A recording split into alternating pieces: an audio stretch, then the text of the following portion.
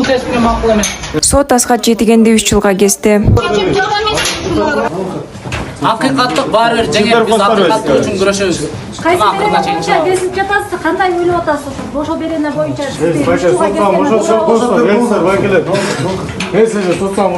Мен бул тескине макул эмес.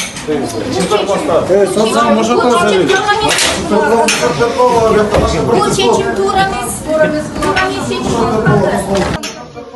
Башка процесс болот.